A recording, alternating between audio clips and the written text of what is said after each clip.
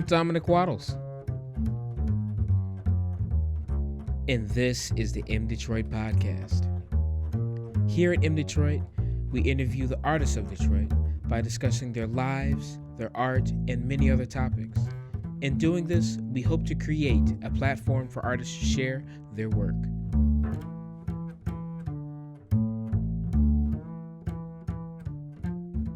This week on the MDetroit podcast, to end things off for season 3, we had none other than the great bass player, Marion Hayden. This was an amazing conversation. We had such a blast speaking to her about mentorship and playing with Detroit legends such as Wendell Harrison and Marcus Belgrave. Talking about her band Straight Ahead. We talk about the Detroit legacy, her thoughts on education, tips and tricks for people coming into playing jazz and people that are already playing, and much more. This was an awesome conversation, and without further ado, please enjoy Marion Hayden.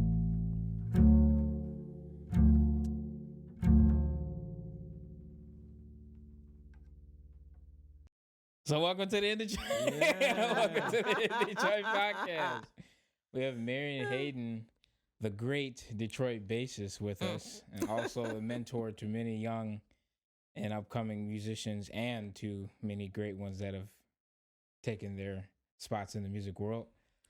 So we're gonna start off by talking about playing bass at 12 years old. How did that come about, and what fueled you to approach it?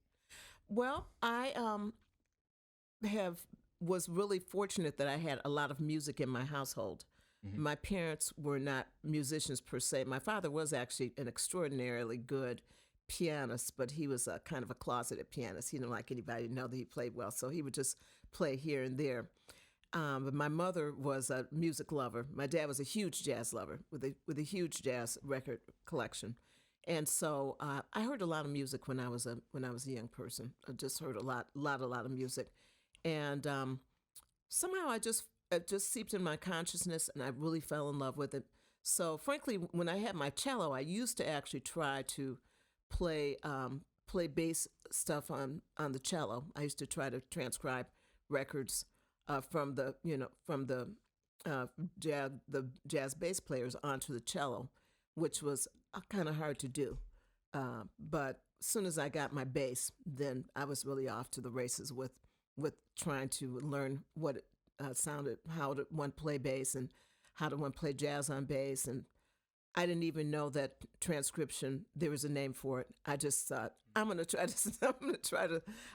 to play this thing off the record. And so I would just take my bass down to the basement with my record player and just start wearing a needle out on these records, repeating different songs and seeing if I could play them. And that was really the beginnings of my learning the bass. And then luckily my father knew that I was really interested and put me in a program called Metro Arts.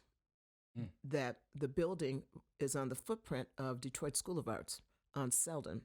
On Selden between Woodward and Cass. That's where the building was. And I went there with a cadre of young musicians like Kamal Kenyatta at the time, who was also my god brother, and we were very close. He's also a mentor to me. Racy Biggs, Vincent Bowen.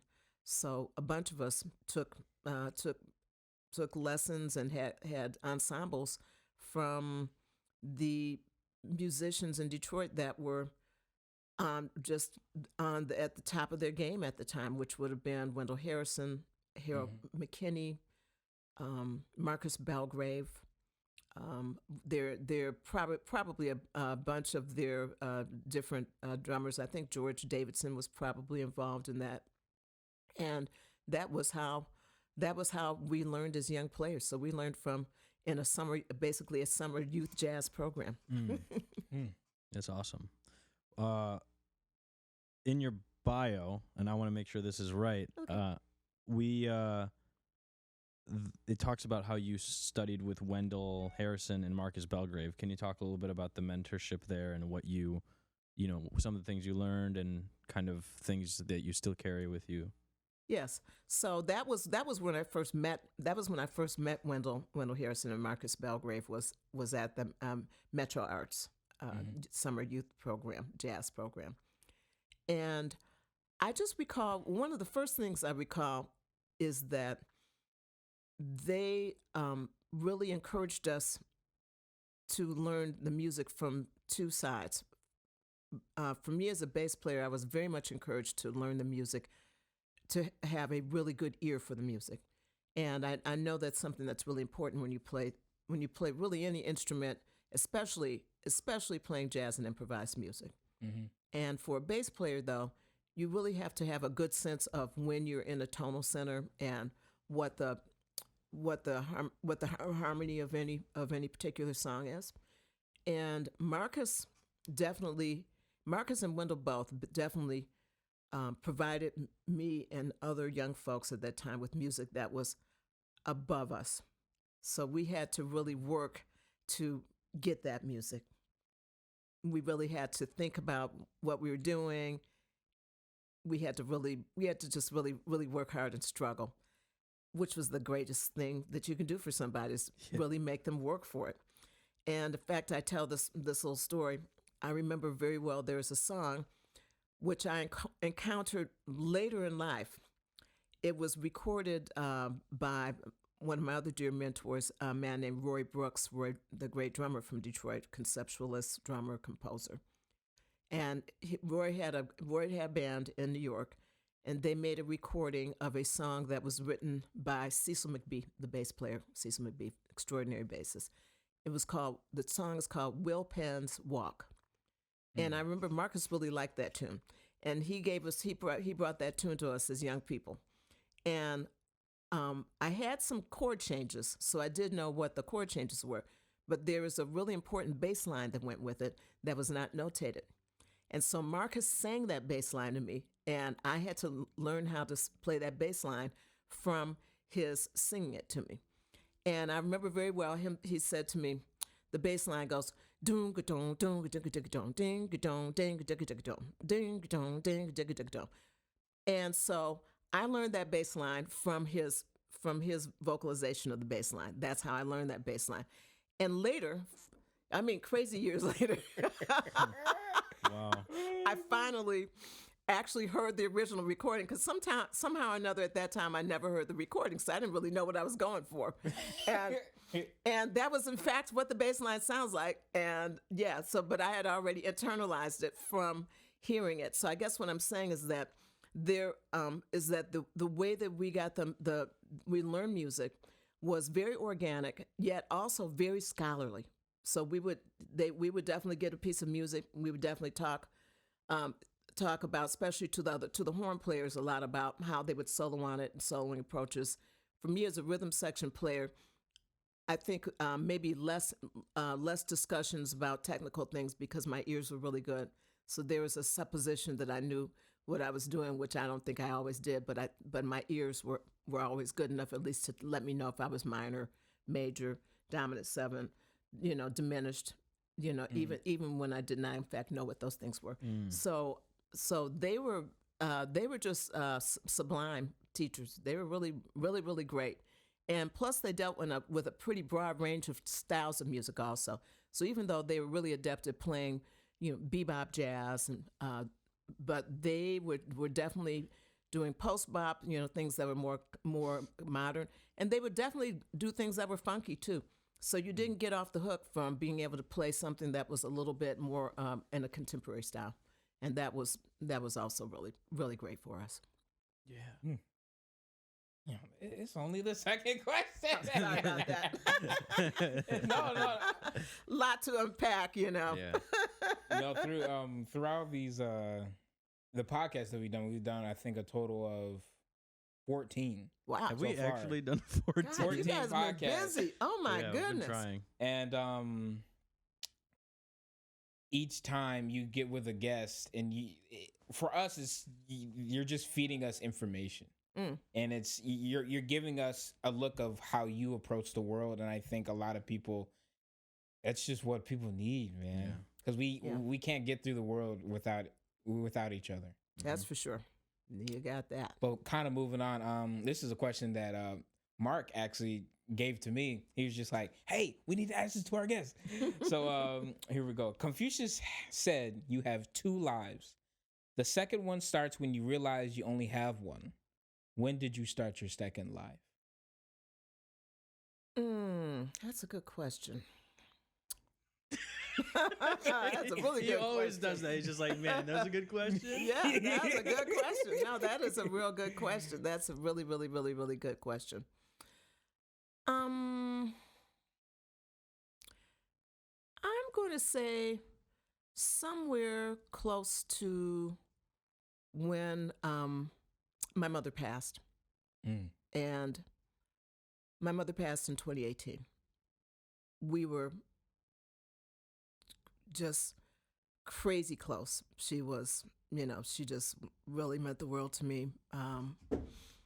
I spent a lot of time with her in her, in her personal care, and also being trained by her. She was a second mother to my 2 boys, and she was just a huge influence on them. And I just loved her dearly.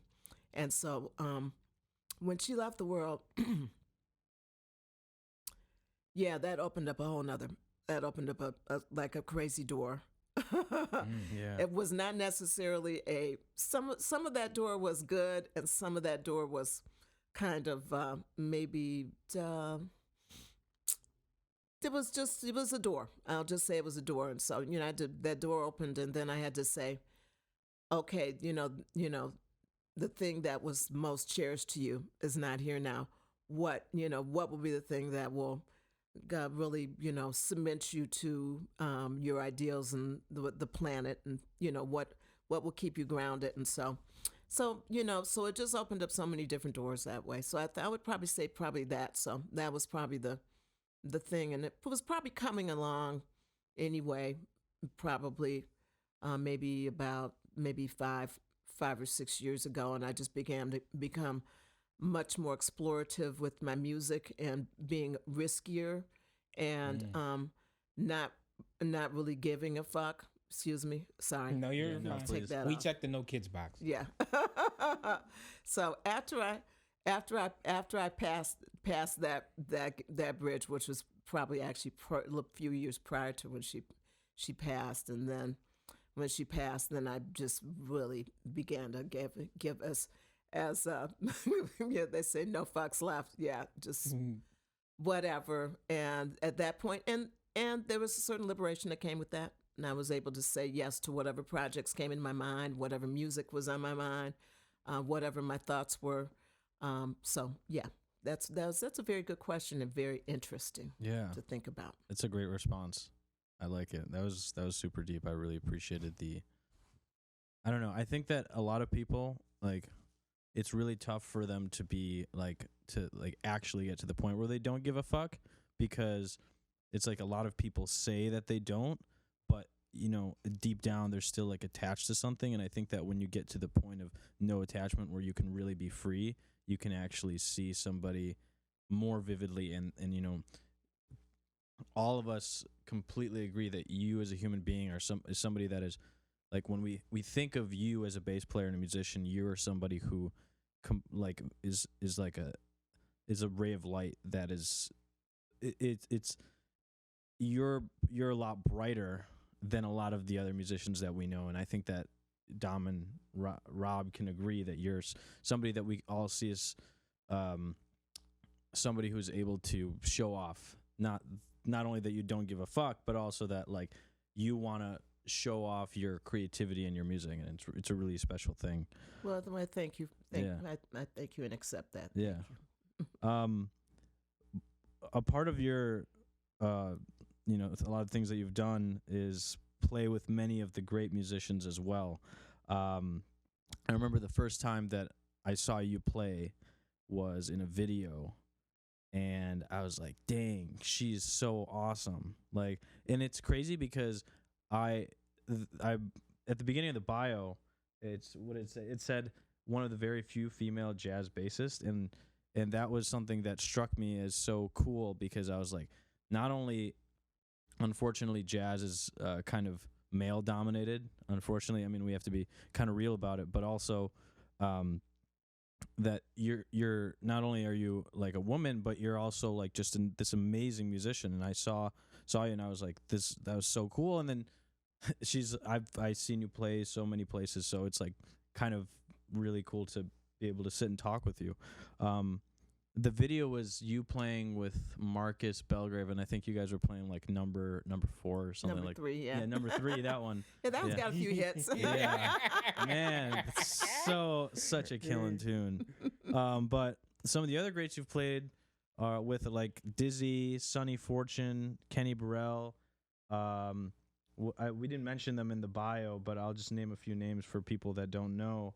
What do we got? We got Teddy Harris, Jimmy Wilkins, Buddy Budson, George Benson, Randy Gillespie, Donald Walden, Ken Cox, Stan Booker. I mean, there's just the names just go on and on. Galen McKinney. Oh yeah, Galen Gina McKinney. Carter. Just so many, even like all the Detroit people. I mean, it's just amazing. So can you talk a little bit about that, like playing with them?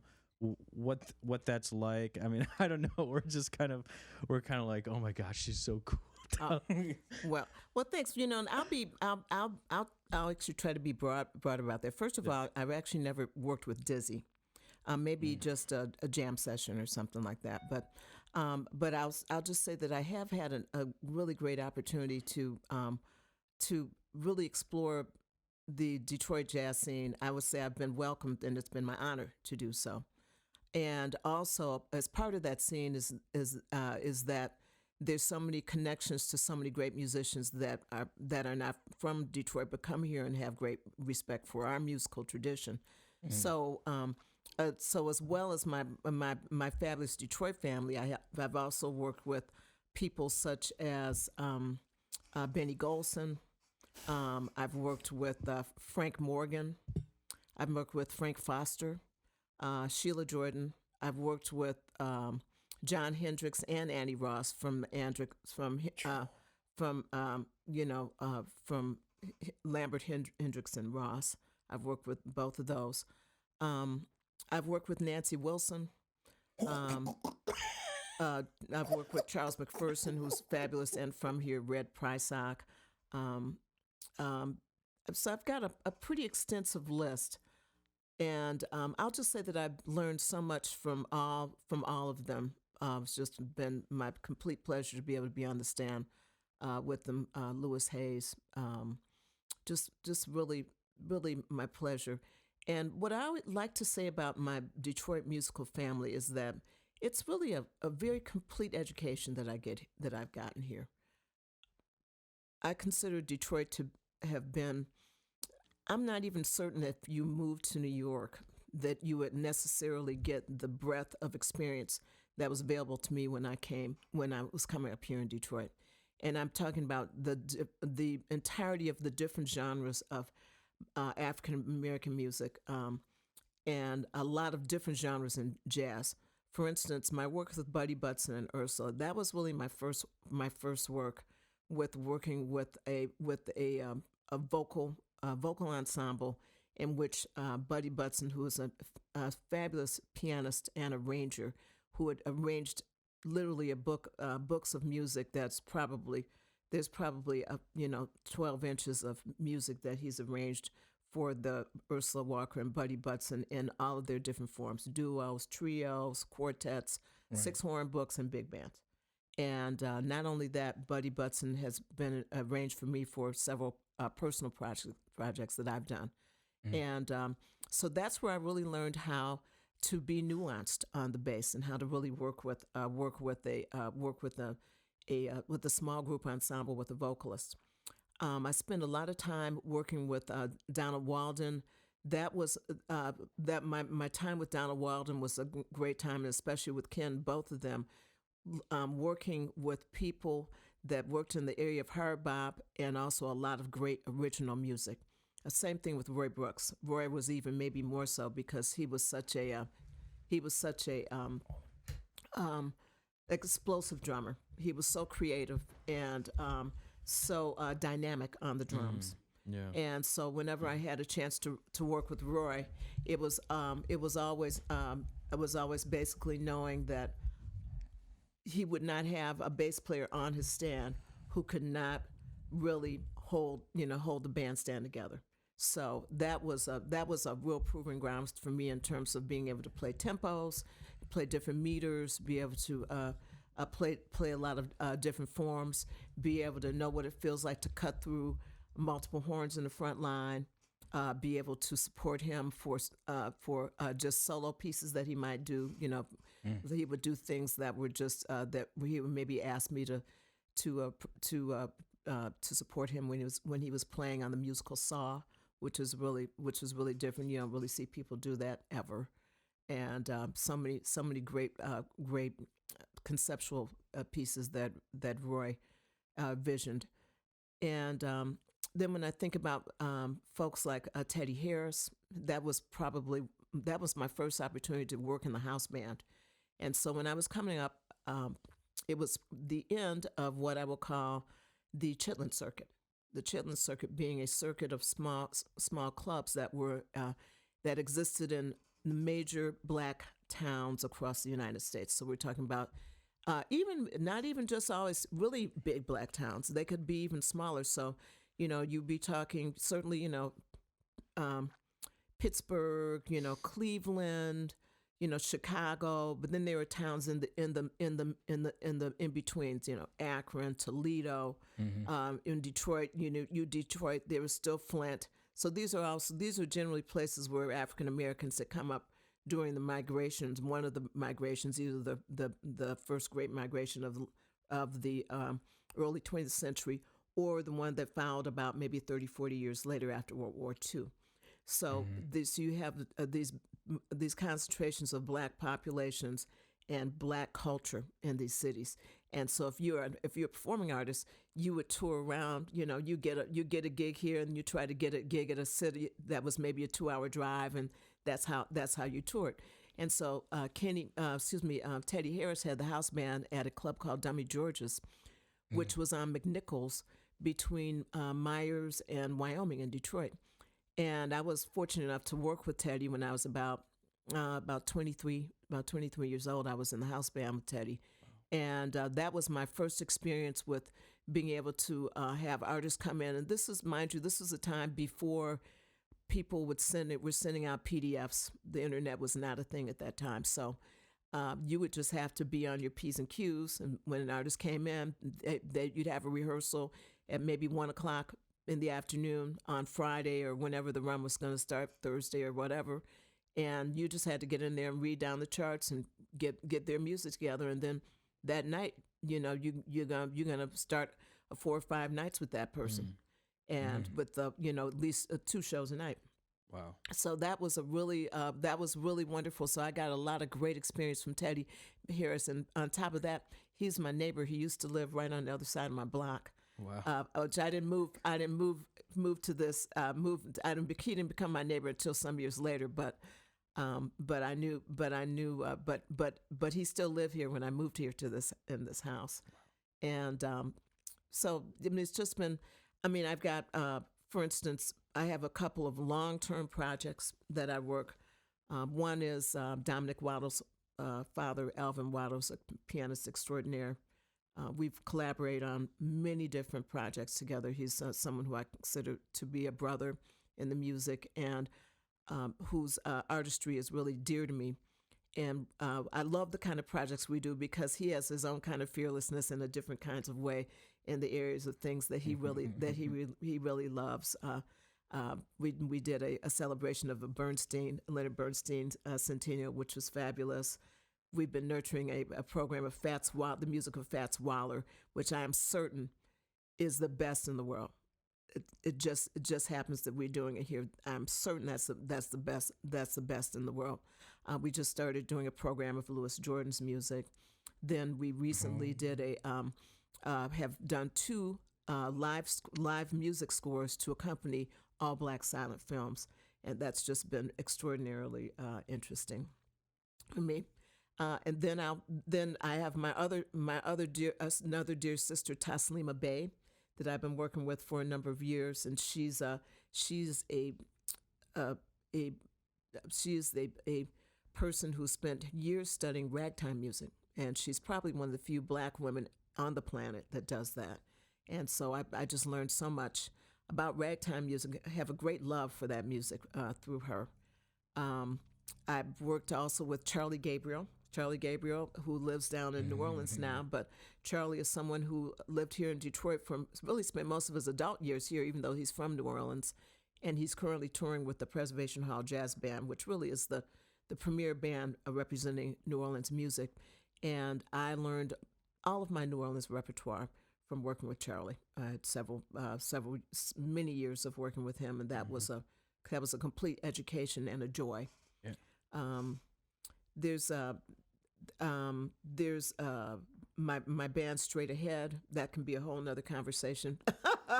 That's next. That's next. But I'll just keep rolling on projects. I have also Naima Chamberger, who's a fabulous vocalist here. We've been working together since we were very young, and she's someone that I love dearly, and she's been really real risk taker, just putting out all kinds of projects, vocal projects. She and I did a vocal and bass duet recording a couple of years ago, just voice and bass.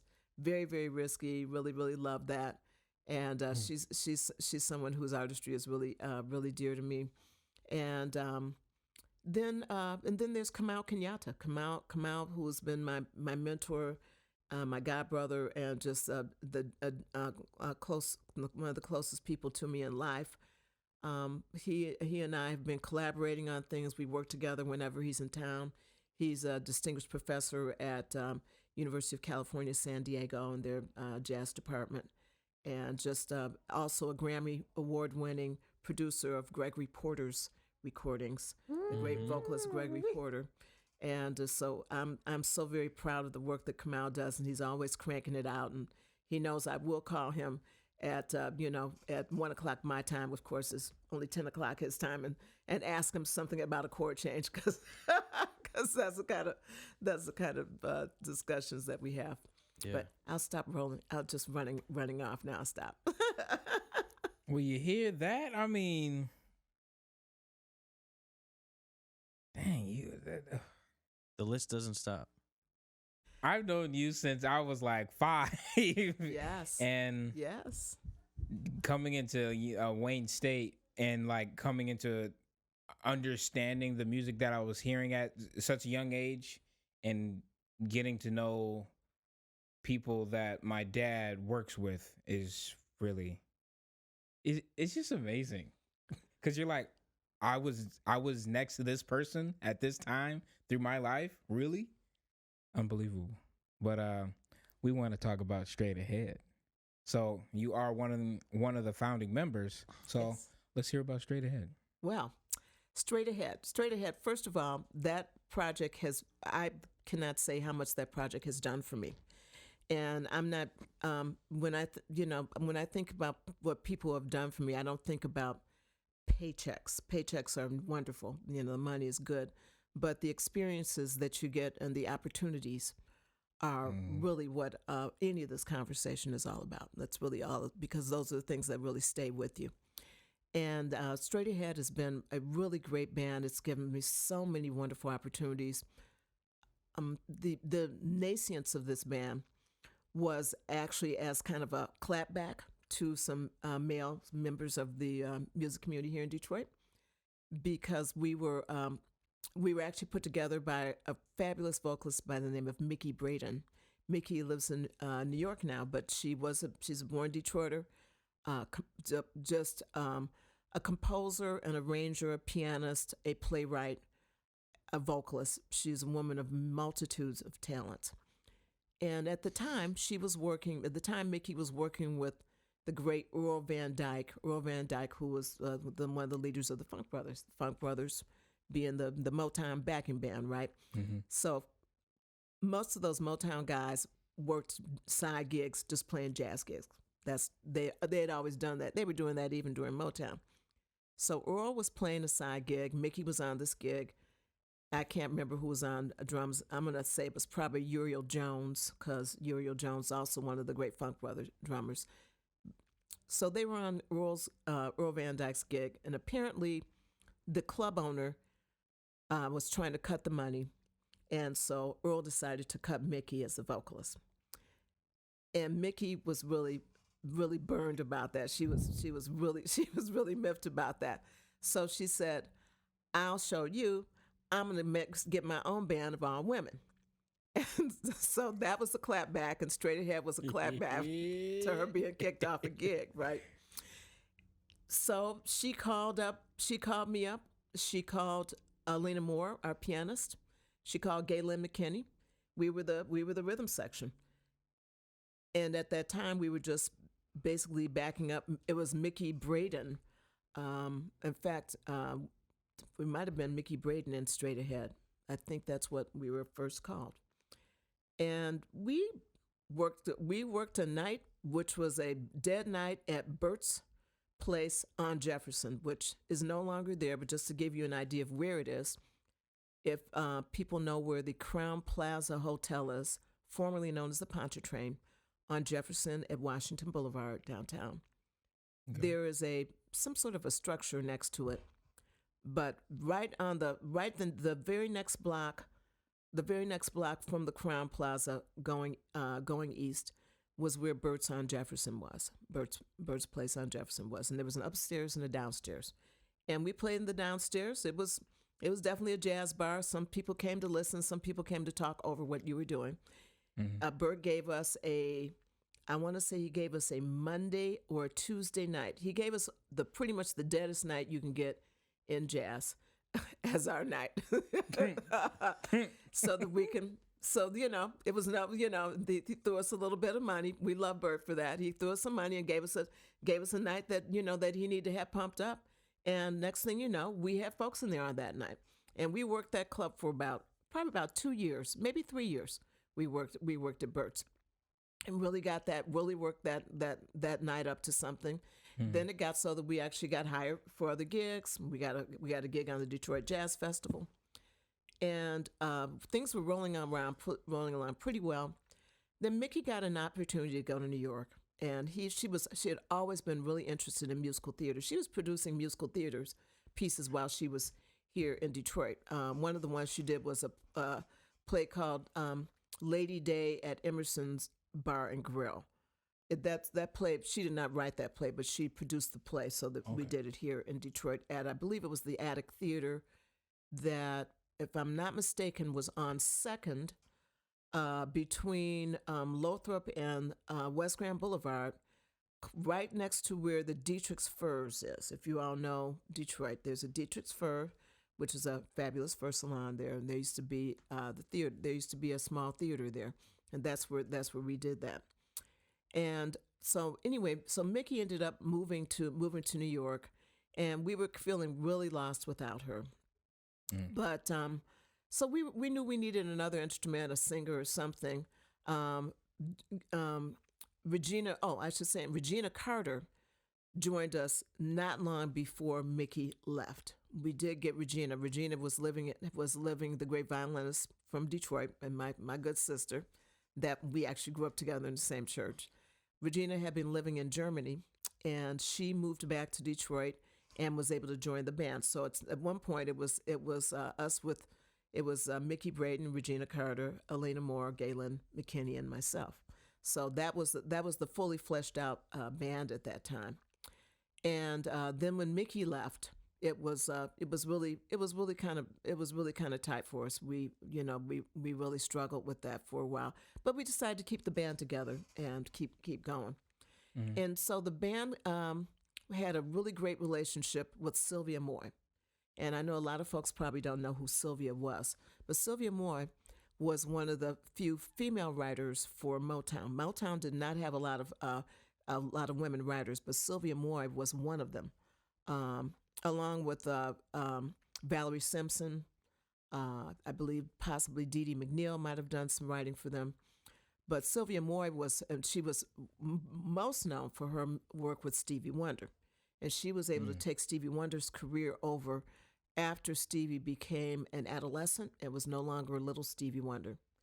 And she's responsible for songs like Uptight, Out of Sight. Her big hit with Stevie was also My Cherie Amour, which she actually co-wrote with Stevie, and that was the one that really put Stevie's career on the map as a little more mature Stevie Wonder. So Sylvia Moore was living here in the city. She lived here in the city until she passed, which I believe was 2016. We were all very close with Sylvia. I love Sylvia. But Sylvia was interested in us. She recorded us. She gave us some recording space in her studio, let us record a demo there. And she was actually actively shopping us around for a record deal. So we got an opportunity to go to Montreux, Switzerland, as an exchange with the Montreux Festival, because Detroit Jazz Festival used to be called the Montreux Detroit Jazz Festival. Just some little background. And so what happened every year is that Montreux, Switzerland would send a group to Detroit for our jazz festival, and we would send a group to Montreux for the Montreux Festival, which, if folks should know, the Montreux Festival is one of the premier music festivals in the world, right, in Montreux, Switzerland. And so just so happens that this one year we got tapped to go. Straight Ahead got tapped to go. And usually that's kind of a bit of a throwaway spot, I think, for these festivals, because usually, it's a goodwill thing, but they don't really care who they send over. So we were glad to go over. We were excited about going, but I don't think the folks at the festival weren't really paying any attention to us at all. And at that time, going over there was Alina Moore, Galen McKinney, Regina Carter, and me. So and I. So that was the four of us. Mickey had already gone to New York. So we go over to Montreux Festival. We're doing a little rehearsal, and the folks hear us, and they decide to, instead of giving us like the midnight shift spot they were giving us in some obscure venue on the festival, they decide to put us in an opening spot for Nina Simone. Nina Simone was on the festival that year. So we ended up getting this opening spot for Nina Simone and all this really, really great press. And on top of that, the thing that we got that was most valuable was we got a full multiple camera video shoot from this. And that's what we were able to take that home from this gig that was just extraordinary for us. And between that video and our demo tape, Sylvia Moore was able to shop us to Columbia Records. And there was a guy there that was going to Columbia Records was actually going to pick our band up, wow, which was a really big deal. Major record deal. We're talking early 90s. And but then what happened was the A&R person that she was working with decided that he was going to make a change and got offered a job at Atlantic Records. And when he went to Atlantic Records, he took our package with him, and then we ended up getting signed by Atlantic Records. And we were signed by a woman named Sylvia Rohn, who was one of the very few women who were working a major record deal. And the other people that we were on Atlantic Jazz label, and the other group, that significant female art group that Sylvia Rohn signed, was a group called In Vogue. So that gives you some idea about her clout. So getting a record deal, I'll say, with a major label, kids can just really fire up your career in such a big way, especially in those days. In those days, if you get when we got a record deal, you get actually a really fabulous photo shoot. They hired Lenny White to be the producer of our recordings. So we did 3 records for Atlantic, and Lenny White produced the first 2. Our last one was produced by a man named Bob Belden, who was also just a wonderful musician and producer. And so we had a chance to go and work with Lenny for a whole week in the studio. I love Lenny. He is just on top of him being a fabulous drummer, he is a really, really great musician. He's wonderful to work with in the studio. We came there with, we didn't even have charts for a bunch of stuff we were doing because we just knew all our music by heart. So Lenny was able to got all of our charts all notated, and he made some tweaks here and there, and really, and that was that was really the start of the band. But I have to say that one thing about being in Straight Ahead is that we've always been a real, I like to say, kitchen table operation. In other words, it was always cooperative. When it was time for us to have a gig here in Detroit, we would sit down usually it was at Alina Moore's house. And at that time, she lived on Hancock in the building that is directly across the street from the Wayne State Music Department building that some of you all might know, that from the old Main, where the music department is, on Hancock, right at Hancock and Second. That's where she lived. So in an apartment there. And so we would walk up to that apartment. We'd hang out. Usually we were doing mailings because that, as I said, that time people weren't really definitely not necessarily letting people know by email. So we would mail out postcards. We would do our own gigs. We were really very bottoms up, grassroots, self-starting kind of an organization. Yeah. Dom actually made this question up, and the question is, if we were to make a Marion Hayden musical gumbo, what would you put in it? This could be ranging from styles, mentors, etc. What would you put in your musical That's gumbo? So funny. That is really funny. Let's see. What would it have in it? It'd be a serious gumbo for real. Oh my God. Oh man. It would totally have. It would have like some Jerry Allen, some Robert Glasper. It would have some McCoy Tyner in there. It would have It would have some like 90s hip hop, Tribe Called Quest, and it would have. It would probably have some. Gin and juice, because I really do like Snoop and some of that gangster rap, some of not the worst of it, but some of that. And it would definitely have to have some ragtime music in it. It would have to have some I've never really been big on electronica, but I really do like soul music, like some of that 60s soul music, early soul music, and definitely some live band stuff from the 70s, Curtis Mayfield and some Isley Brothers. And it would have to have Minnie Riperton in it, because I know that one of the first records that I heard from her was a record called Come to My Garden, which was a record that she did with a full symphony. And I believe it was conducted or produced by a guy named Charles Stepney. And that record is just blew my mind. I find snippets of that music coming out in my compositions here and there, because it's been so many years of steeping in. And it would have to have some Marcus Belgrave trumpet in it, because I just really need to hear that. It would have to have some Charlie Gabriel tenor sax in it. It would have to have some of Ken Cox's compositions in it, because Ken was such a great explorative and visual composer.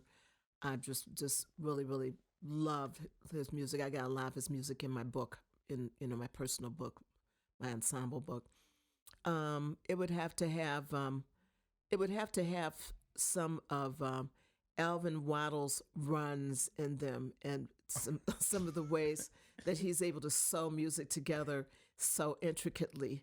One of the things that we do in Too Hot to Handle, which is a show that Alvin and I have been touring together for almost 20 years, almost as long as he's been alive, there's a part that they call the improv at the end of the show, right? And so basically he has to just come up with something from nothing, and then make it hook on to the Hallelujah chorus at the end. And that's amazing. It is an amazing feat every year. It's really, really amazing, and I really love the way he's able to sew things together. His just deep dive into so much music makes it possible for him to do that. So I'd have to have some of that in there, some of Alvin in there, and so and then I like to have I'd have to have some of my serious drum friends in there. I'd have to have some Galen McKinney in that. I'd have to have some of my son Tariq Gardner in that gumbo, because they're part of the legacy thread. Roy Brooks, George Davidson, Galen and Tariq Gardner. They're part of the same legacy thread. So I'd have to have some serious beats in there. And then I'd have to have just some odd things thrown in. I'd have some of Roy Brooks's musical saw, and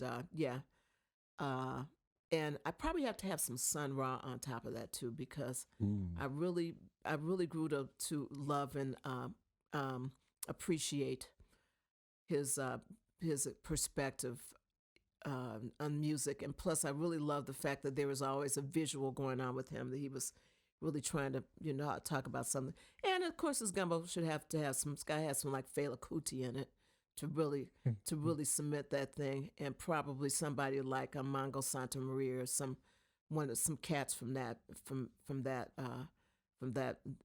of my Latin cats, because that's always been a huge love of mine too. So yeah, it's definitely a gumbo. That's a strong gumbo. People are gonna be like, "Can I get some more?" All right. Kind of moving. I know we've been talking about Detroit this whole time, which is the point. The Detroit legacy. I would like you to talk more of what are your thoughts about the Detroit legacy and upholding it. Mm-hmm. Well, I'll say that I think the Detroit legacy, and first I'll answer with another question that you didn't ask, which is Detroit. What is the Detroit sound? Yeah. And I think this is directly related. So many times people say, well, what is the Detroit sound? My feeling is that the Detroit sound is a multitude of different sounds. That really what it is an authentic approach to many different types of Black music, because Detroit is a Black town at its heart. It's been predominantly African American probably for at least, I would say probably 40 years now, at least, maybe 50 years. It's been predominantly African American. And so the musical traditions of this culture are really baked in. They're distilled, and they're really pure. They're down to their essences here. So I feel that when you hear, my feeling is that the Detroit sound and the legacy here is the authentic sounds of different styles of music. So if you want to hear some hard bop here, it's going to be really hard. And if you're going to get some bebop, you're going to really hear what bebop's supposed to sound like from this community. If you're trying to play something that's funky, then you have people that definitely did work with George Clinton, and he lived here for some time, and I knew some of the Brides of Funkenstein and some of his players. So you're going to get a real authentic sense of that. Detroit has had a really strong blues background. Our pianist with Straight Ahead, Alina Moore, before she joined us with Straight Ahead, one of the things she did was play with some of the great blues players right here in Detroit. One of them was a cat named Bubbo Jenkins, another cat named Willie Warren, and these people were really very much steeped in that tradition of blues from down south. They moved here.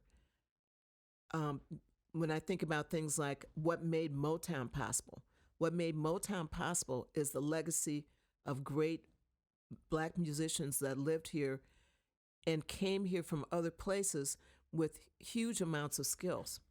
So not only was Berry Gordy able to take advantage of the great jazz musicians and improvising jazz musicians, but also you have people such as Johnny Allen, who was also a great arranger, who could come in and write all the music out. So that to me is also a really important part of the Detroit sound and the Detroit legacy, that you have people that are not only organically involved and spiritually involved, but also scholarly about their approach to music. When I think about gospel, which is really not my music, one thing I do know is Detroit is not only the home of traditional gospel, but contemporary gospel. People such as Fred Hammond, the Winans, and then you have more legacy people such as the Clark sisters, and all those folks bring something just so very real and authentic to the music. So to me, that is the Detroit sound. It's being able to attack so many different kinds of music, being able to be involved and be authentic and genuine about your approach to them, and be able to transmit that through your music, so that people know when they're hearing it that they're hearing something that's really very authentic and real. And that to me is the Detroit legacy and the Detroit sound. Yeah. It sure is. That's good. That's the quote. That's the quote. What? The quote. That's gonna be Marion's quote. What she just said, not the whole thing, but like yeah. Oh yeah. Right. But anyway, that is for real. That's how I think about the music. It's not just one sound. It's the fact that, like I said, the funk is funky, the jazz is jazzy. You know, you're gonna get the genre when you go to the club now. When you go to church, you getting ready. If you go to church that's known for that, you are getting ready to get that real experience. You know, and you can have all those experiences here too, which is really just the thing. You know, that's fabulous. Can you talk a little bit about like the scene that's going on like right now? I mean, not at this current moment because of the pandemic. But, scene? Not the desolation that we are currently experiencing. I certainly hope it doesn't last much longer. I hope not either. I think we'll be back in the fall. I hope so. Well, I will say this. I think that the current scene is good. I think things could be better, but I do think that it's good. I think there was a time when we had a really bad economic downturn, and a lot of the legacy clubs began to close. You couldn't find any of the older places around. But I have noticed that over the last, say, 5 years, that venues are opening back, that we're starting to get newer clubs that are interested in presenting live music. I'm really interested in this idea of having these clubs not be downtown. When I came up, there were so many places to play music that were not downtown. And one of the things that I'm hoping for, and I think I see a few little glimmers of light, is that we will continue to have venues that will open up in the different neighborhoods, and not just the shishi ones that everyone thinks one should go to. What is the area they call? What they call it now? Midtown, which I Cambridge Marshall? refer to.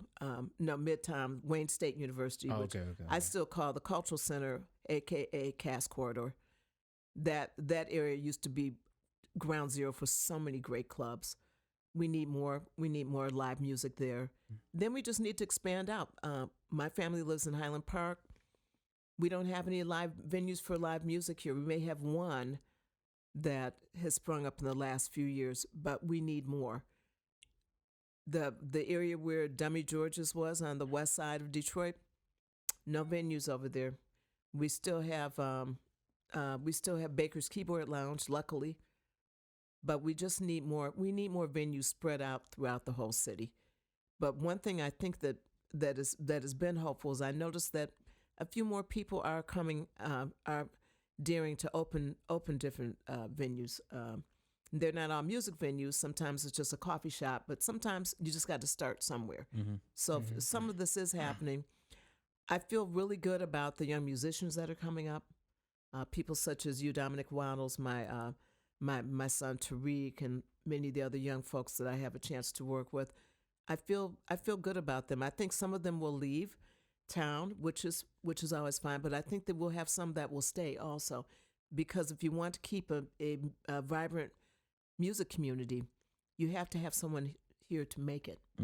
And the reason why someone like me and others in my generation have been here to be able to engage with the younger musicians is because the folks that were our mentors stayed. Some of them stayed. Some went to New York. Maybe Donald Byrd went to New York. Kenny Burrell went to New York. But then you have so many great people like Harold and Ray McKinney, and as I said, Marcus Belgrave moved here. He's a transplant. But Wendell Harrison, Roy Brooks moved back. Donald Walden. When you think about Ken Cox, back and forth. So they were able to anchor this community so that we had something to build from. And so it's really important that we have to have two things. We have to have musicians and we have to have venues.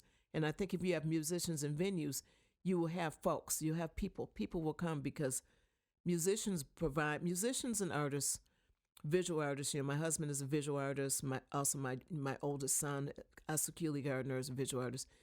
Musicians, visual artists, dancers, poets, playwrights, they provide the vibrancy of any community. And as long as those people are still living in the community, the people will that's what holds the community together. The community will still be here. I was just gonna ask really quickly. Yeah. You hosted an event on like maybe the west side, and it was like right off Davison at a park, and I played there with Dave Vasella, Jabari Reynolds, and a drummer. And I don't remember. Do you remember that? Yes. Yeah. Yep. I don't remember, but I always thought that was like a cool spot to like play. That little park. Yeah. That was part of an organization that I'm on the council for, the Highland Park Cultural Council. And that was the start of an event that we were doing here in Highland Park called Highland Park First Fridays. And so part of what we were doing was trying to provide some activities for people in this community, because this community has suffered a lot financially. And one of the things that happens when communities suffer financially is they have very little to provide to their residents for activities and things that are family activities too, things that you can just that are free and you can bring your kids to. So that's what that was, and people love that. They you all sounded killing, and Jabari is one of my I consider also one of my sons and also a former student of mine too. And I was really glad that he was available to put that band together and do that.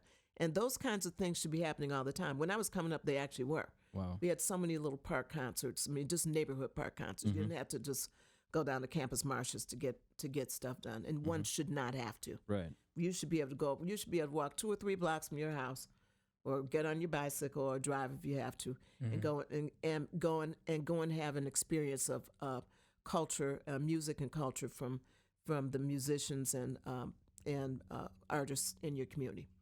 At certainly when the weather's nice, and it should not always cost you anything. There should be no gate for these things. Yeah. Because that's where kids, a lot of times that's where a child will first fall in love with music or art, dance or anything. That's a lot of times where that happens. I was gonna say your response to that question. Of course, we've asked it 14 times, 15 times now. But nowadays in schools and in the communities, music's always been around, and for myself, I want to share it more so we have more creative people, because I feel a lot of times in today's world, music is of course, it's always been taken for granted throughout the years, but music has always driven the civilization of the world for all of its time. Agreed. But I think it's very interesting that opening up more venues in more neighborhoods would be a good connection and bring a lot, because like we live out in West Bloomfield and I don't know any venues that are out there. There's no venues. There's no venues. No. When people talk about music, they talk about, of course, going down to the DSO. But a lot of times, a lot of people are just like, I just want to listen to my earbuds, and I think our generation, it doesn't. There's no look for venues. But I also think it's partially because, how you mentioned, there's no clubs. So There's no they can't go clubs. there and they can't see it. It's not close to them. So it's almost like, I wonder, is there just a lack of appreciation for live music? Because I know everybody listens to music, but of course, people will be like, "Oh, I'm listening to Migos. I'm listening to Billie Eilish," and that's great. And there will always be tours, but it's almost like, who do we have to convince, or what are some ways that we can open up venues so people can produce their art and also create more artists? Nowadays, I don't really come across a lot of creative people that are like, "Oh, dude, yeah, I used to draw when I was little, but I stopped because my school, they discontinued music. So now I want to be a computer scientist." And it's always, I want people to explore their creative beings. I think you just hit upon you just got up on that's one of my soapboxes right there.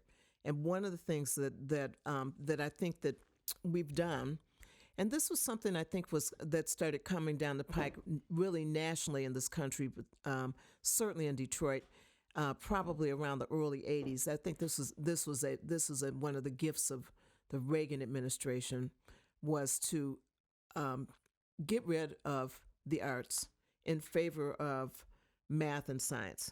And think that if, when budgets are tight, the first thing you should do is get rid of not only the arts, but also physical education. Get rid of the arts and phys education if your budget is tight, and just drill down harder on math and sciences, which was just a really wrong-headed approach. And all it did was just rip the guts out of a school day, keep it really uninteresting for young people, and really kill a lot of public school music education. Right. And by and large, that is where young people learn how to play instruments. If you ask most people, their first experience was in school. Yep. And it happened that Detroit schools suffered the most. I found that the suburban school districts did not suffer as much. They were able to keep a lot of their band programs and orchestra programs intact. But Detroit Public Schools, which was a premier music education vehicle, probably in the United States, just was decimated by that. And so many schools went from having full programs of band, orchestra, choral, and a dance to having one or none. And that was, maybe they just had a choir, maybe they had a band, or just didn't have anything. No, and visual arts also, I should include in that. Visual arts also got gutted. And I think that when you have this going on generationally, then you don't have parents that actually expect to have a kid do anything in school, because they never did. So they don't know that there should be an expectation that you should go to a school concert and see a choir, see a band, or see an orchestra, see a string quartet, or have a play, or any such thing. They just don't have the expectation because they didn't see it. So they don't have it. They don't have it as part of their value systems. So they can pass it along to their children. Mm-hmm. And I think what we're seeing now is the end result of that, which is people don't really know how important live music can really be to their lives, and they think it only happens in a stadium and not in a small group. Because of course, when I was coming up, not only did you have live music in school, but of course every school had their little bands that were offshoots of the school, right? Everybody, somebody had their own little bands, this band, that were, that became because of the fact that people were interacting in school. And then they had little jazz band or funk bands or whatever, bands that they created out of their school friends and friends in their neighborhood. So music was far more ubiquitous. And I just think now we just have to really work at making sure that people see live music as such an important thing, and like I said, and make these venues available in the neighborhoods. And actually, I'm working with an organization that I really love that is involved in a major push for that, and it's a group called the Detroit Sound Conservancy. Detroit Sound Conservancy, DSC. And one of the things that they're doing is they're involved in renovating a club called the Bluebird Inn. The Bluebird Inn, which was on Bluebird Inn? the Bluebird Inn, which was on Tireman. That's what they call the Old West Side. So it's on Tireman. It's about about 4 or 5 blocks west of I-96 for Tireman. And this was a historic jazz club that basically hosted some of everybody. Miles Davis was in residence there for a while. All the greats used to come through this club. And on top of that, it was a place they served food. So many people in the neighborhood used to come there and eat. It was a real galvanizing point for that neighborhood. And the club had come into neglect, and it was just sitting. The building had been sitting there, but it was up for taxes, and they were able to get the building, thank God, and now they're involved in renovating it, and also trying to make it a venue and also an archival space for things about Detroit jazz, for possibly for scores, possibly for music. So this is a really big project, and in the course of doing this, the hope is that we will really revitalize that old West Side neighborhood, because I don't know if you ever drive around, but certain neighborhoods are kind of on the radar for revitalization, and certain ones are not. And how they choose those neighborhoods, I am not sure, but I'll just say that a lot of times, and I know this for a fact, you can be in a home and really put a lot of work and time and good money into your home, but if your neighbor doesn't, then next thing you know, that home is up for taxes, or it's abandoned, and basically your neighborhood crumbled around you, right? Through no fault of your own. You are a good homeowner, a steward to your home, but your neighborhood crumbled around you.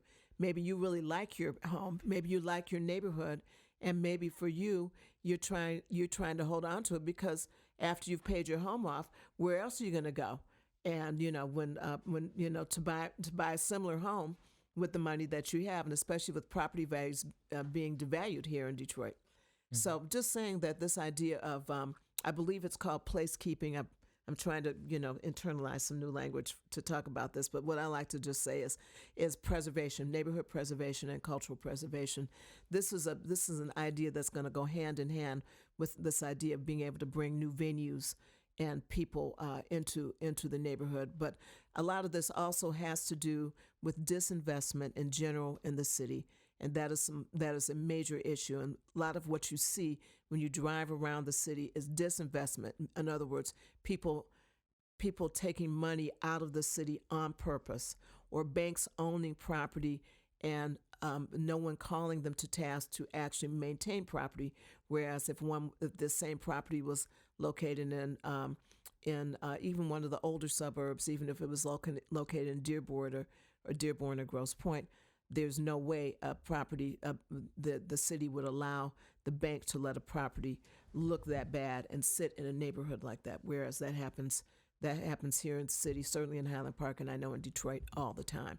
So sorry, just kind of a You're fine. big discussion, but that to me is all these things are related to why we don't have live music. All these are related. These are all related things, but I think it can come back, and I think that there are glimmers of hope. And there's glimmers of hope. Yeah. We are that hope.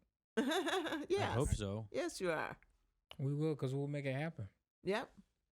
All you got to do is say it and accomplish it. I appreciate your effort to be a doer. You know what I mean? You just said so many things. I'm a part of this. I'm a part of this. I'm trying to be a part of my community. I like that. I respect that a lot. Thank you. It's meaningful. You never feel like you can do enough, but certainly I've got my own. I've got a life. Like I said, until recently, I had a mother who was my love and my and who I spent a lot of time, in her assistance and support, just physical support, but for sure. And I've got a family, a beautiful husband and 2 boys. But this community means a lot to me. It has given me a lot. And when I go out on tour, I proudly represent this community. I represent myself, but what they hear and see in me is are direct influences of the the really just rich cultural heritage that is here for anyone who will absorb it, who understands it and is willing to absorb it humbly absorb the community, not like I know everything or you can't. I mean, you have to come with humility, and the community will allow you to absorb what its gifts are. That's the best way to think about it, at least for me. Just some good shit here. Moving on to more of a, let's see. What are some tips and tricks you have for up and coming jazz musicians, also for musicians that are already in the biz? Well, let's see. I'll tell you from things that I probably don't do well. So you all are probably way better at this. Be sure and pump up your gigs, right? So that, luckily, you have so many more ways to do that now. Social media really helps a lot. Mm-hmm. And but don't forget that everyone, that some of your core audience may not necessarily always be people in your age group. And so if you're thinking that you're reaching them all on Instagram, you're probably not. You should yeah. So it's okay to make use of more traditional ways to get in people's ears about things that you are doing. Mm-hmm. So in other words, it's okay to use the radio. It's okay to put some posters up. Like, don't be afraid of paper. It's still good. We got lots of it. Put out some posters. If you can, submit to more traditional forms of media. Don't think everything is done on Facebook. It's not. It's okay, but I even know folks that are younger that are kind of feeling like there's a certain thing about doing everything on that platform. There's multiple platforms that you can use.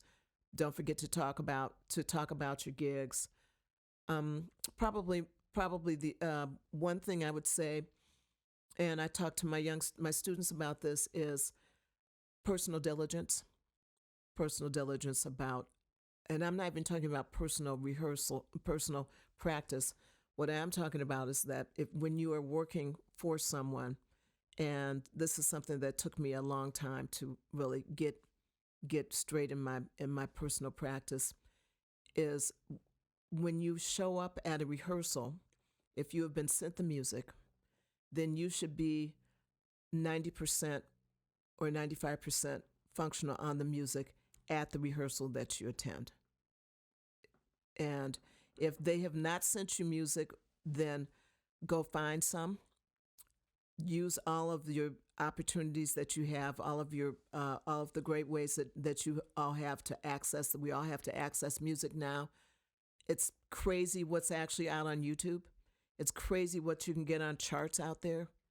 And if someone didn't send you the music, but they said, we're going to do so-and-so, then be diligent, go check that out, and check out the whole thing, not just the first half of the tune, because there's an ending as well. Yeah. Don't forget the ending. There's an ending. There could be a key change. There could be different variations, right? There might be different ways that people have played that tune. Be diligent. Go. That's my first thing, and I tell students that, and I also tell this with admitting that there was a time when I wasn't that diligent, but over time I've become really very diligent that way, and I always like to say the thing is that when you go to rehearsal and someone is really killing it, you don't have any idea of what kind of time that person put in on music before you got there. So don't assume that they're just brilliant and just the crazy sight reader. Even if they say they are, they could be lying to you. Nobody owes you the truth. Yeah. Nobody owes you the truth. They can say, "Oh man, I just looked at this. I didn't see this till I got here." They don't owe you that truth. They don't have to tell you they've been looking at that for 2 weeks. looking at that. They've been getting down on that chart every day for 2 weeks, and then they show up at a rehearsal killing. And I'll even offer this. I'll offer this other great tip, and this is one that Marcus Belgrade gave me. And I remember when he gave it to me, I was fully, I toured with Marcus until he passed. I just loved his music so much. And so the last few things that we were touring with him was the music of Louis Armstrong and Ella Fitzgerald. He had a fabulous Louis Armstrong program. And then we were touring a Dinah Washington show. We were doing also some of the music from Ray Charles, because he was in the Ray Charles band. And one of the things that Marcus said at a rehearsal, and this was, sometimes he'd get frustrated, as we all do. Maybe cats were late or whatever. Somebody didn't have their stuff together. And he said, the rehearsal is more important than the gig. And I remember thinking, what is this you're speaking of? Because in my world, which is not always the case, but many times the case is that I'm not really getting necessarily paid for rehearsals. It's kind of tucked into the overall fee, but I don't really never thought about it. And then over time, I began to really absorb that and understood what he meant. In other words, the rehearsal is where you really work things out. It's your time to communicate about things. It's the time to really tease out all the details of an arrangement, or how you're going to do any particular selection. It's all those things occur in the rehearsal context, and that information, the experience that you got there, is a much longer lasting experience than the experience of then going and performing that for a 90-minute concert or a couple of sets. That's one thing, but the information that you got when you really worked on things during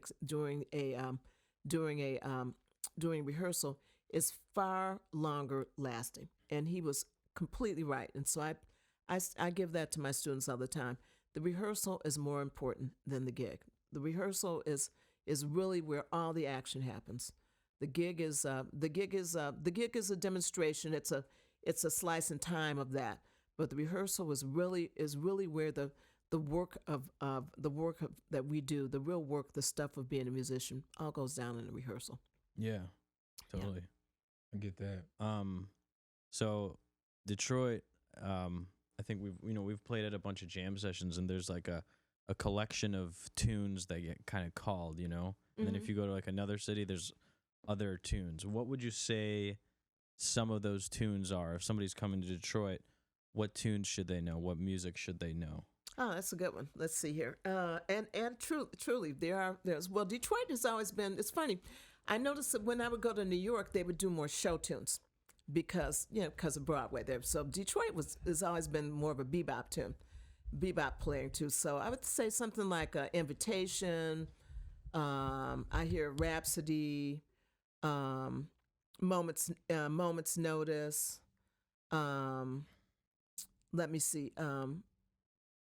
For sure, people would play on Green Dolphin Street. They like that.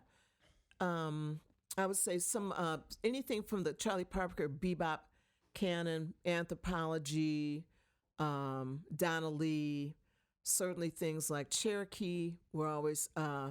Lover was one. Was one. And Lover Come Back to Me. Those were definitely always tunes that would get played. Those would be burners. Strike Up the Band would be a burner that people would do. They would still do stuff like So What. They like some Miles Davis. People mess with some. They would do So What. They would do So What, and a couple things, few things off the Kind of Blue record. All blues. Mm-hmm. People would definitely do Daoud. I remember that was something people really liked to like that. Nika's Dream, that was always a really great jam tune. So people love some Horace Silver also. So there's a bit of Horace Silver that used to get played. Probably something like Straight Street. That would be a really great tune. So I would say probably things that were more from the bebop canon would be kind of Detroit's thing. Out of Nowhere, people liked Out of Nowhere. Um, and then they would do what was there was a couple of tunes that they would do contrafacts of Fried Bananas. And let me see.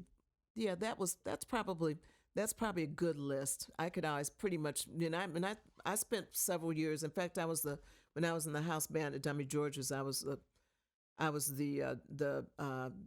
jam session. There was a separate jam session band. Kamal Kenyatta led it for several years till he left Detroit, and then Racy Biggs led it. And so I was probably that jam session bass player for about 4 or 5 years. And yeah, there was some, and then I also was on a jam session with Harold McKinney and Dee Dee McNeil at Baker's. And so, those sessions were always really, really very good. Although I'll say that the sessions at that time were tougher sessions. They were not as equitable, shall we say. And if you were struggling and playing, you were not as welcome, I should say. Yeah. They were, those musicians were, they really felt Snip, very, snip. yeah, they felt very, Snip, snip. they felt, many of those, a lot of the folks that I came up with were, they were disciples of Barry Harris, right? They were mentored by the great jazz pianist, living legend, bebop legend Barry Harris, who was from here. And Barry had a whole cadre of young musicians that he brought up. And they were very serious about the music, very, very serious about how one did it, even in a jam session. And so they did not really, Barry never suffers fools, and he does not suffer people who are not serious about the music. And so that would definitely include the jam sessions also. So it was pretty tough jam sessions, pretty tough on horn players in particular. There's no iReal Pro. None of that. Yeah. Although I will say that the real book had just come out. Had probably come out a few years. It probably maybe been out a few years before I started doing sessions. And I used to schlep my real book to the to jam sessions in case they called something that I didn't know. But those and these are by and large guys. So when I say guys, I do mean that those musicians wouldn't wait for me to open the book up. 1, 2. Exactly. And then there's no like phone thing. You just pull out your phone out of the back pocket. They wouldn't wait for me to pick up this tome, put it on the stand, see if I can find like Someone in Love. No, that was not happening. Are we gonna play Janine? I don't know if I know that. Okay, you hear it. You'll hear it. It's an A flat. It'll be all right. So that was pretty much how things happened most of the time. So there was a little bit of a little higher bar, I think. Yeah. Oh man. Okay. What is something that you would never forget? This can be a concept, whether it be a quote, a quote or a concept. Let's see. You mean a musical concept or? This can be anything. I like the one that says overnight success takes 15 years. Yeah. That's one. I was introduced to that some years ago, and I remember reflecting on that, and I reflect on it a lot. Because, and not just for musicians, but for all kinds of artists, because I'm a movie buff. I love films. I love films, and a lot of my my personal work as a composer has a lot to do with visuals. Basically scoring some story or trying to put forth some vision in someone's mind vis-a-vis my music. And I remember hearing that. And I thought, wow, that seems pretty, severe. But then I started looking. Then I started doing is looking at someone that maybe I'd seen in a lot of movies recently, and say, wow, this person's really good. Then all of a sudden you go back and see how long they've been at it. And generally, it had been a long time before they filtered up to you where you started paying attention to them. They had oftentimes been involved in that thing for 15, 12, 10, 12, somewhere between 10 and 15 years they had been doing it. And very, very few people are experience anything called overnight success. Usually they've been people that have been diligently working towards something or working on something, and maybe didn't even know if success was going to be part of it. They were just working diligently at something that they really, really love, which I think is the main deal. Ultimately, you just have to work at something that you really love. So that's the quote. That's the quote. I like that. I like that one. So we have two more sections for the podcast. This one is called Hip the Listener. We do this with all of our guests. This is where we have you, the guest, hip the listeners to anything, whether it be music, art, events, movies, documentaries, whatever you want. Hip the listener. Let's see. Probably trying to think. What have I been listening to and really drilling deep into during the pandemic in particular. Well, one of the projects that I did. First of all, I should open this up with saying that my husband, Imsafel Gardner, is just a fabulous painter and sculptor. And one of the great things about being married to someone in the visual arts is that he talks about visual arts all the time. And so I have a really great entree into that community. When things were regular, we would go to a lot of art openings, and I became particularly familiar with artists of all types. And one of the artists that I was introduced to recently was a woman named Artist Lane. Artist Lane is she's in her 90s, and I believe she's originally from Canada, but she lives here in the States now, and she's a graduate of Cranbrook from some many years ago. And there's a gallery called Collected Detroit that moved in right in the area across from Cass Tech, across Grand River from Cass Tech in the area of Fisher Freeway. They have a great gallery over there, and they recently hosted, in I guess it was September of last year, a one-woman show of so many of Artist Lane's really, really great works, her great paintings, her sculptures, drawings, everything, just really, really, really wonderful. And I believe that they're working on a documentary about her now. So that's one thing that I'd like to hip everybody to. Can you spell her name? Her first name is Artis, Artis. Last name Lane, Lane. Perfect. So I know there's some great, a couple of great things out there on the web about her. I'm not sure if my group Straight Ahead provided some music for a whole evening about her work, and they also took a camera and around the gallery and took a look at did some great photography and videos of her work. So that's something that I really find really, really fascinating. Love that. I've been interested recently in some one of the things I'd like folks to check out is later this month, Elvin Waddles and I and Leslie DeShazer, who's a wonderful viola, produced a live music score to go with a film called Reverend S.S. Jones Home Movies. And this was actually home movies that a civilian, not a videographer, but someone who had some camera equipment, took of black communities in Oklahoma during the late 1920s. So this is somewhere between 1928 and 1930s, 31. And this is all aspects of their lives. And believe it or not, in Oklahoma during that type of that time, there were about 30 all black towns. These are towns that were all black, all black citizenry. They have going to the town, the baker's black, the butcher's black, everything, all African American, little small towns like this in Oklahoma. And this film is such a beautiful glimpse into their lives.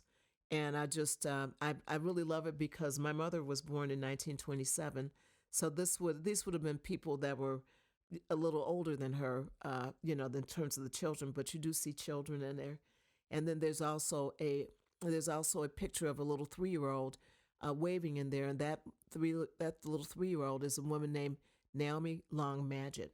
Naomi Long Madgett was our poet laureate here in Detroit, and she just passed at the end of last year.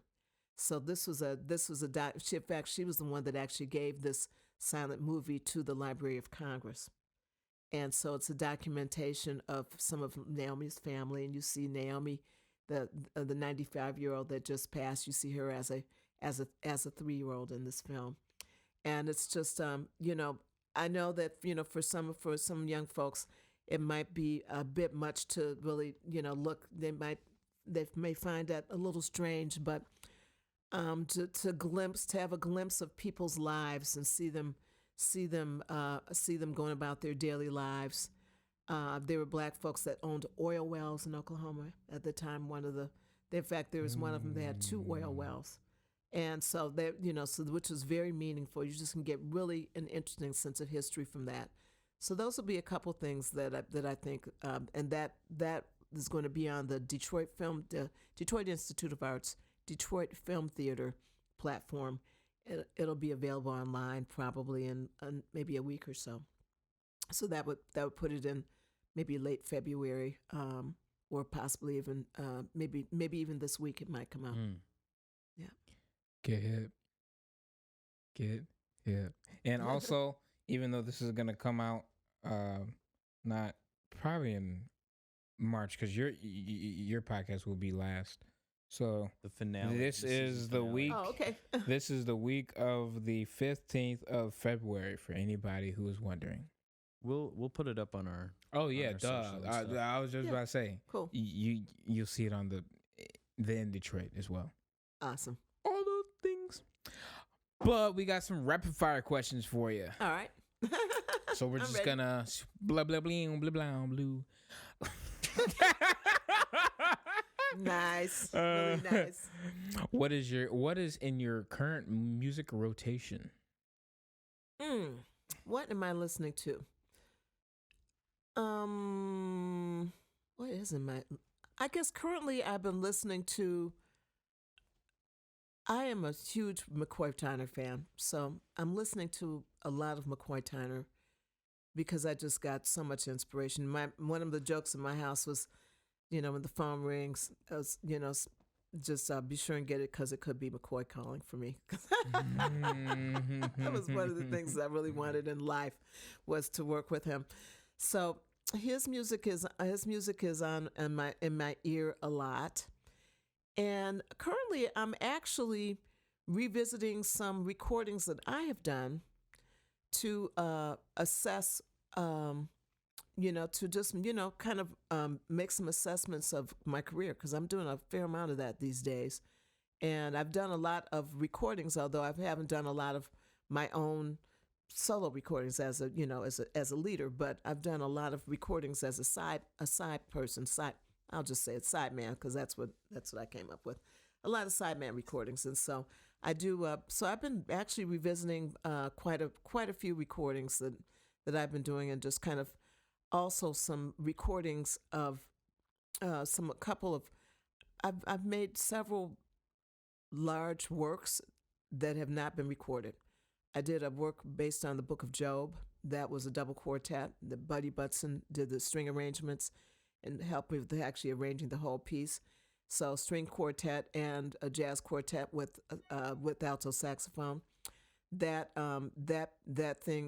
piece needs to be recorded and needs to. I also got a grant to revise a piece that I wrote, suite on the life of the enslaved young black girl Phyllis Wheatley, who became an internationally renowned poet during the 17th century.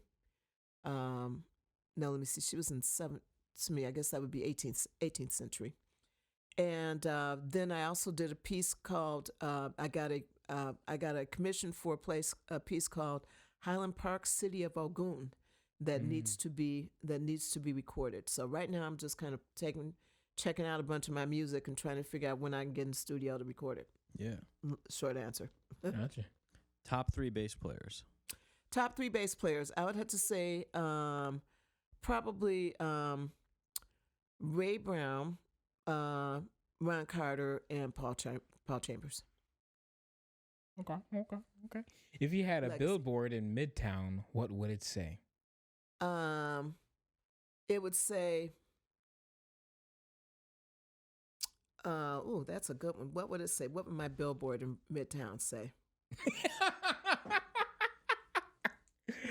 Let's see. It would probably say something like Black Lives Matter every day. I like that. Gig bass or home bass? Gig bass or home bass? What did you mean by that question, Dom? Because so earlier I asked your bass, so you have your really expensive one, and then you have the one that you take out. Which one do you prefer?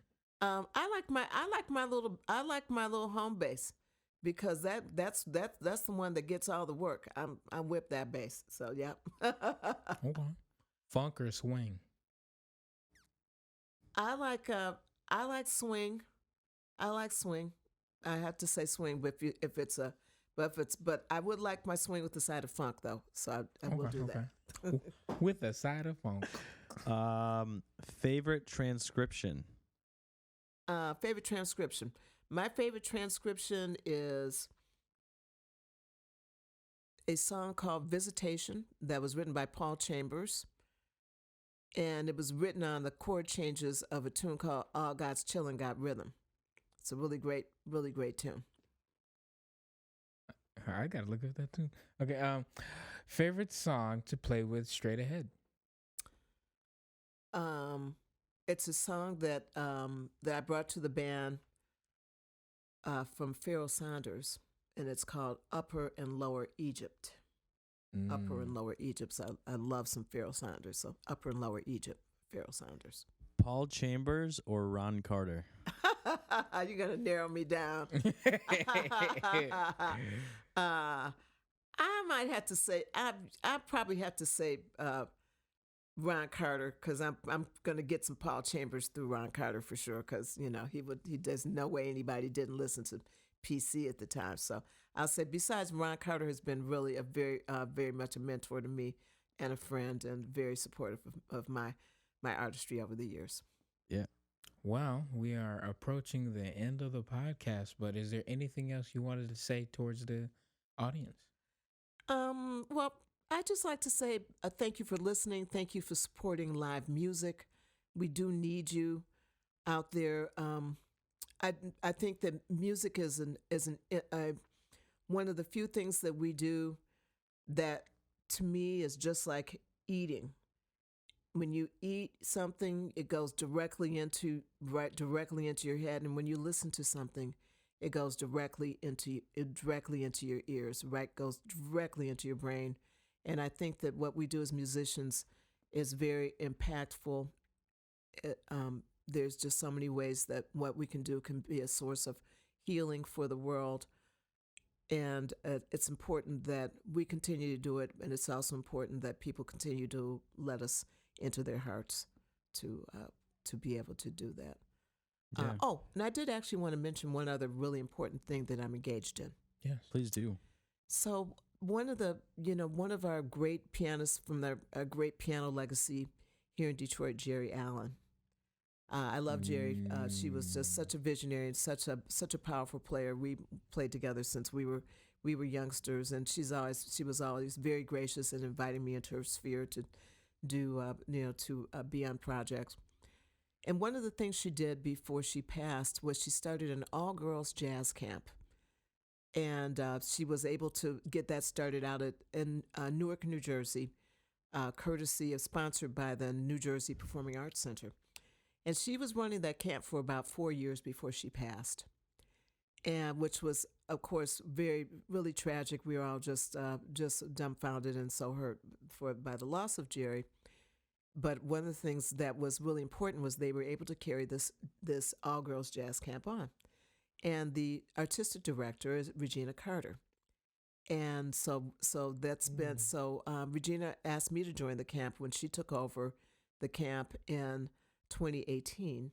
And it's just been really marvelous. And in 2019, the camp was renamed the Jerry Allen Jazz Camp.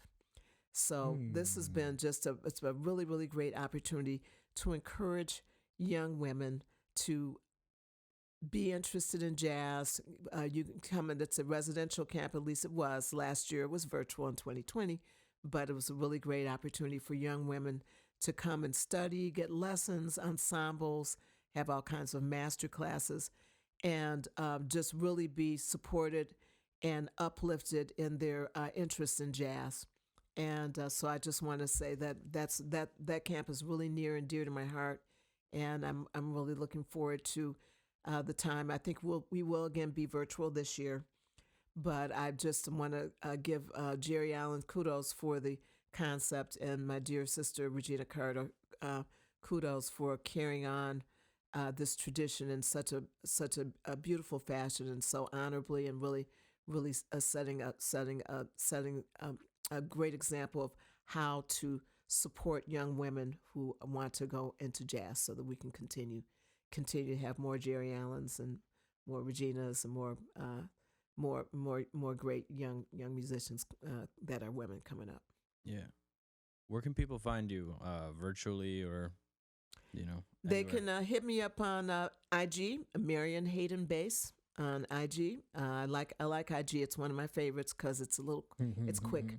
So I'm also on Facebook, Marion Hayden Facebook, and and I also have a website, www.marionhayden.com, which I got recently. I finally managed to find the time to get my own website. So you can hit me up on any of those places.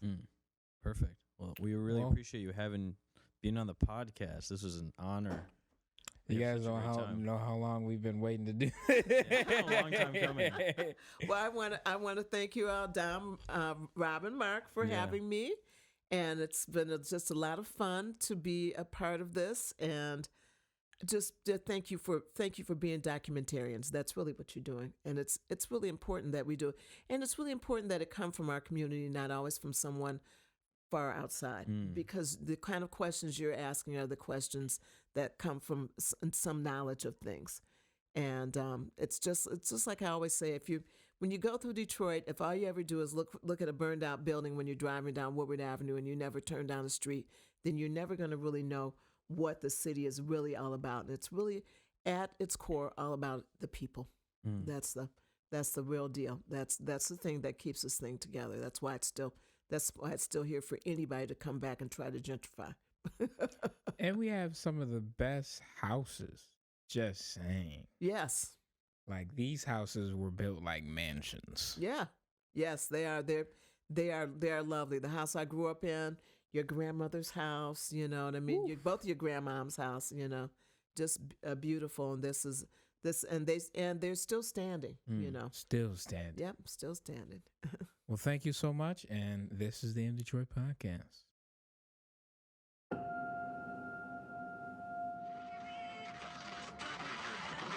Wow,